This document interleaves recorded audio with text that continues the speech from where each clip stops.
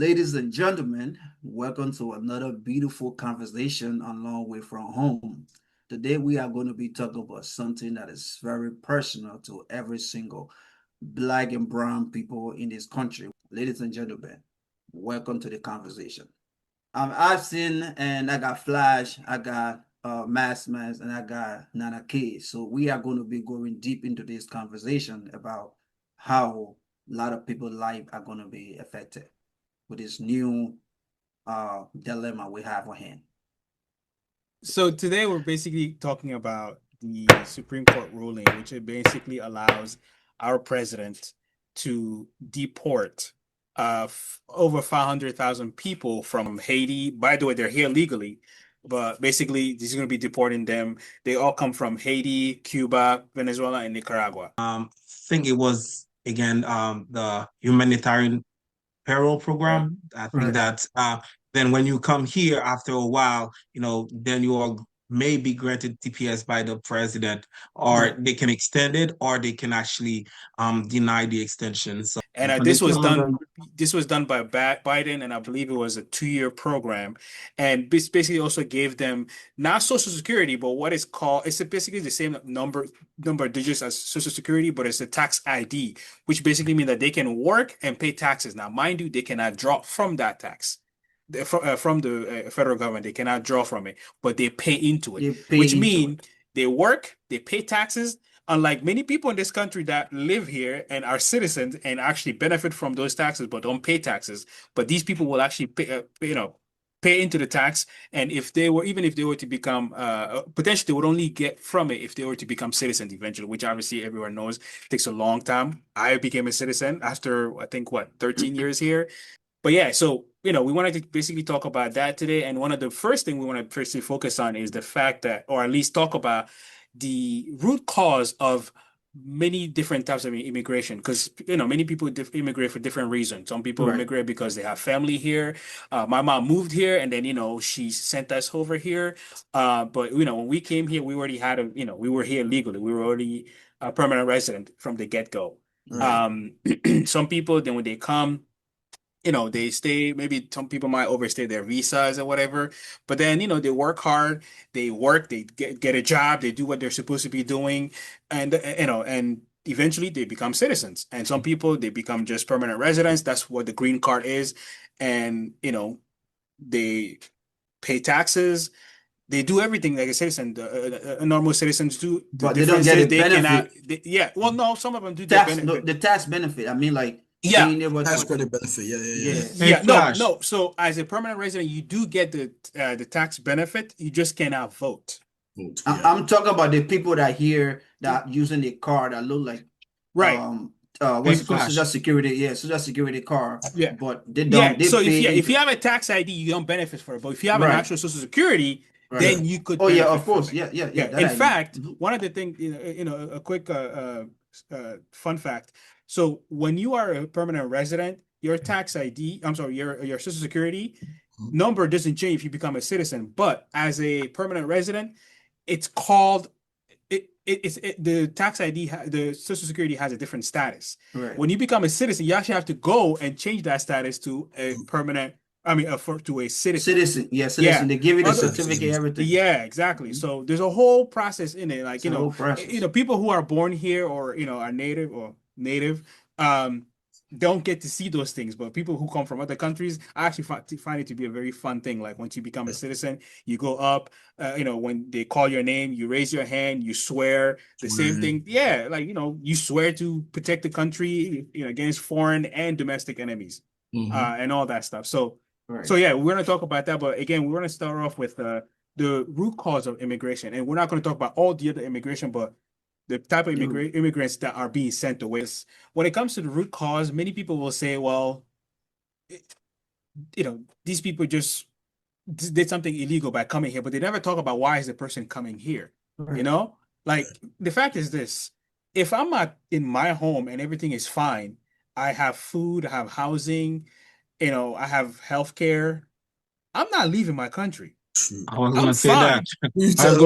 Okay, people don't realize that, like, we like, even when we were home, you hear all these great things about America, but then you learn it's like I thought this place was more advanced than I thought it was. But you know what I mean? But Yeah, most of us are home chilling, yeah, doing what we're supposed to be doing. And honestly, to be honest, when you have a normal life in other countries, you're not as stressed as you are in this country. Okay? We all come here, we start aging so quickly because we're Right, stressed, everything. But right. back home, none of those stress exists. I mean, I'll tell you guys right now, And they're as gonna superficial a as lot. some people might think this is, whenever I They, go to Africa, mhm. as soon as I land, I said, man, I'm home. It's like all the stress just flew away. Move away. Yeah, yeah, Yeah. Everything again, went away. yeah. You feel It's Flash, like free. a lot of comments, and a lot of the viewers going to say, "Dan, why you here? Why you not going back home?" But I here, but here's the thing. I mean, just Why we saying, here? Why we yeah. here? So, So a lot of people Yeah, migrate into the United States.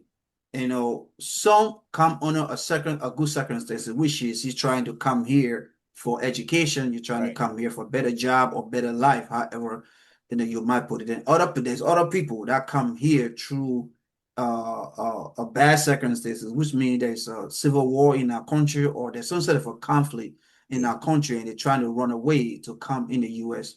Or sometimes some people are getting targeted. Certain family members are getting targeted yeah, because the religions, yeah, they were that maybe that family member or whoever was in a higher position in the government there, or yeah, maybe some business, politics, yeah, politics. So they're trying to come here for safe haven.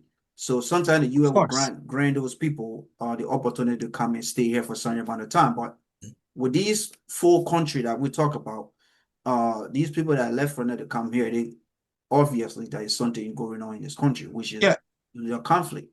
So coming here, if you welcome them, you say you come here for 2 years, which we don't know if whatever problem going on home is going to be resolved in 2 years.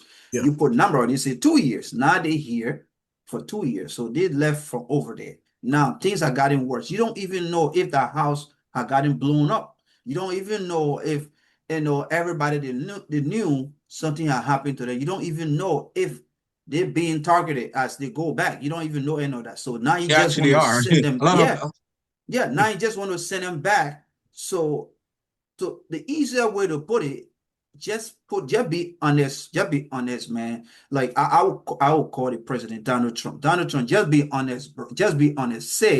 Just say, I am trying to kill over 500,000 people. That's just what it is. You yeah. just try to put a nice word to it so that the citizen of this country will not get to they'll be, oh yeah, they're going back in our country, but they're not going back there because the moment they land, they're not going to make it. And this has yeah, happened to a lot of different people in this country where they come here, they were war in our country, they come here, and something happened, boom, you send them back. You Yeah. know, I hear you, Axum. So, to add on what you say is that, when you mention a lot of those people that are migrate into United States, due to war, or due to religions or other persecution. So therefore, a lot of those people, um, may be qualified for what is called asylum. right, And Seek asylum. when they come here, if they apply for asylum due to those concerns they have back home, there may be a chance for them to grant permanent stay right, here into the United States. Again, I'm not an expert. I'm not talking as an expert, but I'm talking as of since I have done that work before, right. working in that field a little bit, so I kind of know how it works out. That being said, well, you also mentioned sending those 500,000 migrants back home. It's it's basically suicide It's a murder. because there is I can honestly talk for Haiti. There is that gang called think I don't I'm again I'm saying it. I do not know that guy. I'm not friend with that guy. I never met that guy. I have no affiliation of whatsoever. So I believe his name Lamos Sanju. So Lamos Sanju stated that, and I quote, he can't wait for Donald Trump to start deporting those Haitians back home, back to Haiti. He is going to wait Because for he's them going to at the target it. airport. He said he's going to wait for them at the airport with all of his gangs to basically murder those folks that are at the entry of Haiti. So at at the airport. So those guys, basically, they are one of those powerful gangs leaders in Haiti. And that's why, again, I said I do not know that guy. He's one of those folks that when you talk to them, you have to actually think of people back home. Like you have to think about your family you have back home, or cousins or friends. They'd be like, oh, what's these guys talking about now? He started talking about me. So whenever you start talking about those guys, now you have a target in your back, or your family may have a target in their back. Yeah. you And know Max, question. I read, you fact yeah. Ax or Flash or Max, you can fact check later, but is it true that they put a $2 million Yes. hit on that guy? Yeah, I know who you're talking about. I can I actually, as a Haitian, American Haitian, Yeah. so I follow those news um very like close, just to make sure that my family that are living back home are okay, because I again come from the city of Port-au-Prince. I know how hard and how things has been since the earthquake, way before the earthquake, and the earthquake that happened in 2010 had made it worse. And I also know that how bad the capital of Haiti was. That's why whenever I go to Haiti, I actually do not stay in Port-au-Prince, which is where the gangs are like taking over right now. And I never stay. I don't like staying in Port-au-Prince. I always stay outside of Port-au-Prince. I always tell folks, look, you gotta stay outside of Port-au-Prince. There's nothing really fun to do in Port-au-Prince. It was way before those gangs were taking over. Now it's actually, you know what? I don't even want to. I don't even want the plane to land in Haiti and Port-au-Prince. Just go land in Cap Haitian or Jacmel, southeast of Haiti, like Kai, those places. That's where I actually want the plane to land. So yes, that guy you're talking about, I believe his name is Vitelom. Vitelom. Yeah. There's Vitelom, Lamos Sanju. So I can translate their name for you. Vitelom mean life was human. So that's his alias, his name. So there's Vitelom and there's Lamos Sanju. Lamor mean uh, death without days. Like it can happen. It can happen at any time. Right. La mort sans jour. Like death without any time. Like it can happen at the moment. So that's his name. Basically, you can expect death at any moment. Yeah. So there's that other guy. There's I think there's Barbecue. That's another big name. So, again, I do not know. That's the one that I've heard of often. Yeah, I watched a documentary of the dude, man. Yeah. Barbecue, So literally barbecue people. Yeah, so Barbecue is wild. Yeah, there's Barbecue, there's La Sanju, there's Chrysler, there's Chrysler, there's dude, there are so many of those guys gangs name, and they even part of I think the North, Latibonite, they even covered those gangs are taken all over. So that being said, sending those Haitians back home, I would say that is actually it's bad idea. It's one of the worst thing that actually may happen to them, because not only they're gonna think that those folks were here because they had family to support them, because they had family that filed on their behalf to come into the United States. They got money or something. Therefore, now they are being deported by that administration. They can either kidnap them or like kill them. They're like, hey, you know what? You're coming with us. And they have no choice. And they have to go with those gangs. Then what's going to happen? They're going to do all those things that you cannot imagine, like you cannot think of. They will actually do the worst of the worst, just to try to make sure if that person can pay. For example, me, if I can pay, I will have to pay. But obviously, I do not have those kind of money those folks gonna ask, and I don't have that money at all. And they don't stop asking. That's like $500,000, $1 million. Who has that money? $2 million, $5 million. And one thing you guys should not forget: a lot of those folks that migrate here about 2 years ago, some of them already have kids. that are not U.S. citizens. Yes. You're basically sending them back to their country. Not only I'm not talking only for Haiti right now. I'm also talking for other places. You're also sending them back. You're basically sending U.S. citizens back to a place to get killed, to get murdered. You know, you're sending babies. Just imagine at the airport of Haiti. I'm talking for Haiti since I do not know about other places. A group of gang just wait for them to just come out of the door and they just start shooting them with their babies. And those babies are U.S. citizens. How do you feel about that? So basically what you're telling me is, because we like to do this a lot too in the US anyways, right? We, let's say legal citizens or legal Yeah. residents, right? So when those Yeah. kids are born and they're citizens, they're legal here, right? Right. Yeah, they are legal. I So mean, if they are born in the United States, yes, according to the law of the United States, they are U.S. It's citizens. in I the like I like Constitution. I like how Yeah. you said that according to the law, because the US Yeah. likes to, we Yeah. like to throw the law I out. mean, they are actually trying to erase and clean the law. Yeah. Who actually trying to say that birthright citizens is the worst idea ever. It was one of the forget his name, but he's Marco Rubio. Marco Yeah, Oh, Marco Rubio. Rubio. Yeah, he actually benefits from that.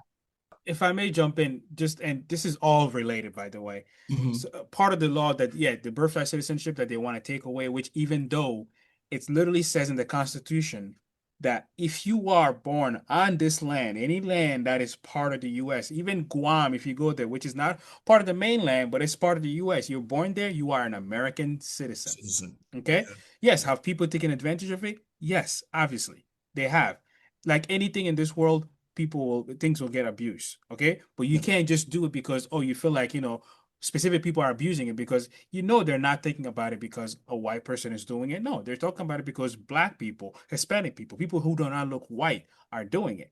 But, you know, But it's Don't a put me on that. but another thing is also there's another law because remember we mentioned that Cubans are also being affected by this, right? There was Yeah, a special law, and I'm not sure if it was a law or it was just a specific policy, but basically because of what's happening in Cuba, Cubans yeah, they literally had a special status here when they came automatically and they was have to stay yeah they due, stayed. due to the dictatorship of Yes. Well, we call it dictatorship again. yeah.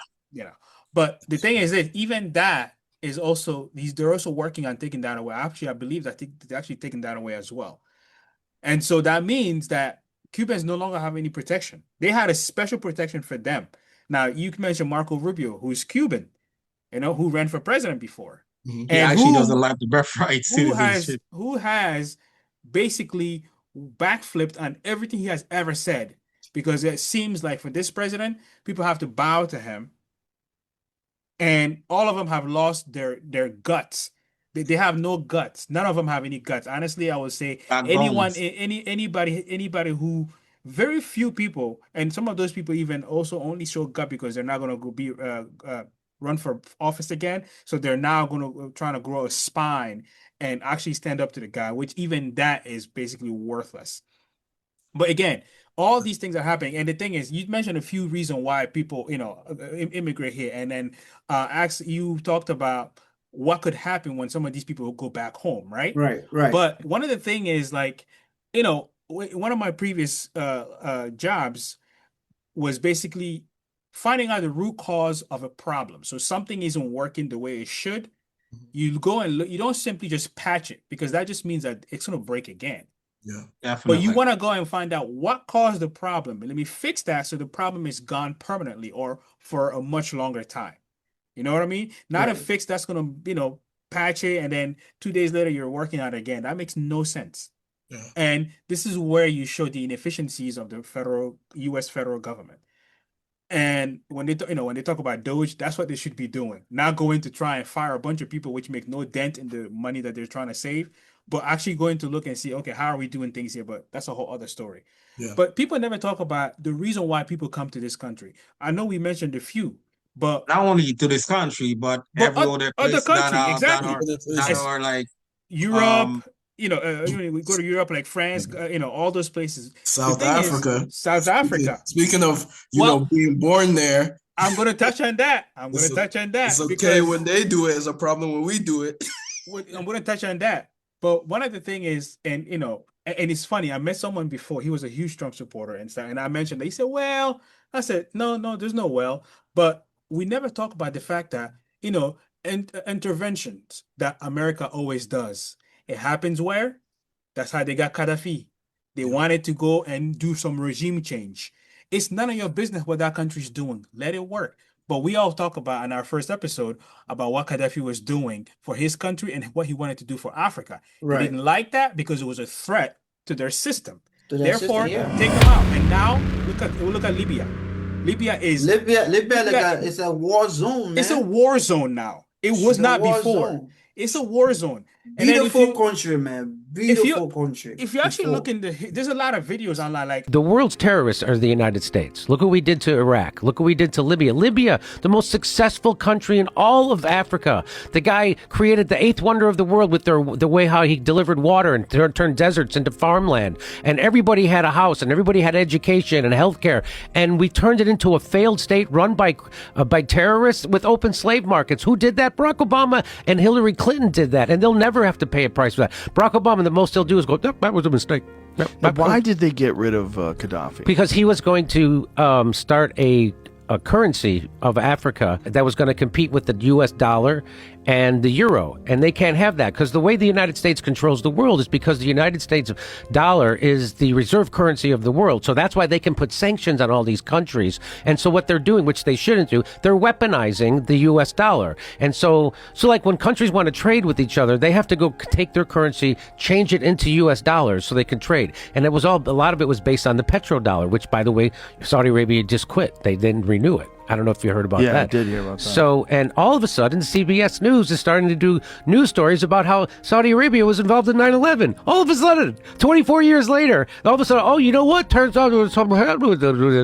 And they're like, you mean 2 weeks after they decided to not renew the petrodollar? Now CBS News is allowed to talk about that and investigate it, which when I talked about it got demonetized. But anyway, that's why, because Gaddafi was doing that. He was going to set up a currency for all of Africa, and it was going to be based on, have a gold standard. And so they're like, no, you're not.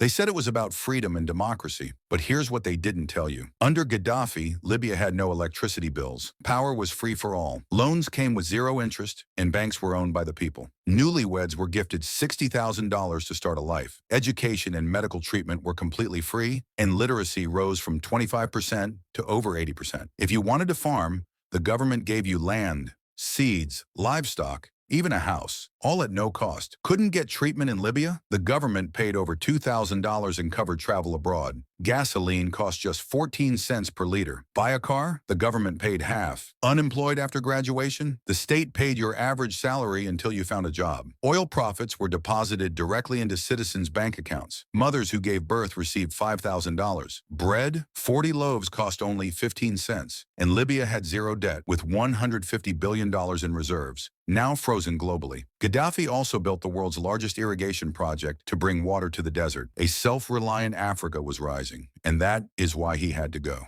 Actually, videos where you got former U.S. Government officials and stuff. Some of them are former military, literally admitting they went and interfered here in this place and that place in South America, all sorts of places, and then and because a lot of those people don't realize this, most of the rest of the world typically is socialist or socialist aligned.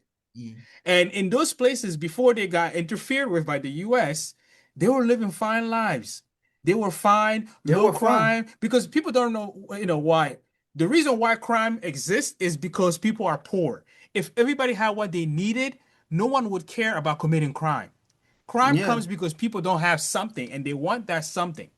And, they've tried other ways to get it. It's not working. Or they just feel like, I'm not going to go through that hardship. I'm going to go take it from someone else who has it. That's how crime comes. So if you go interfere in other countries and you destabilize their governments, then the economy gets worse, and things are bad. And then you're here with a microphone America is the greatest country in the world. Can you say why America is the greatest country in the world? Diversity and opportunity. Lewis? Freedom and freedom. It's not the greatest country in the world, Professor. That's my answer. Watch how this guy's response shocked everyone. With a straight face, you're going to tell students that America is so star-spangled awesome that we're the only ones in the world who have freedom? Canada has freedom. The UK, France, Italy, Germany, Spain, Belgium has freedom. All right. And yet you, just in case you accidentally wander into a voting booth one day, there's some things you should know. There is absolutely no evidence to support the statement that we're the greatest country in the world. We're 7th in literacy, 27th in math, 22nd in science, 49th in life expectancy. We lead the world in only 3 categories. Number of incarcerated citizens per capita, number of adults who believe angels are real, and defense spending. You nonetheless are, without a doubt, a member of the worst period generation ever. So when you ask what makes us the greatest country in the world, I don't know what the you're talking about. We are the best country in the world. He's saying it everywhere. And I'm going to hear that, and knowing that you came and, destroyed my nation, what am I going to do? I'm not going to sit there and just say, hey, good for you. No. Yeah. I'm going to say, well, since you took mine away, I'm going to go take yours. Matter of fact, I'm not even taking yours. I'm going to go and earn my keep. Because the fact is this, when immigrants come to this country, they work hard. They always talk about, criminals and stuff, right? Yeah. Criminals. Yeah. It is multiple time through multiple research, it's always been found that immigrants commit less crime than native-born Americans.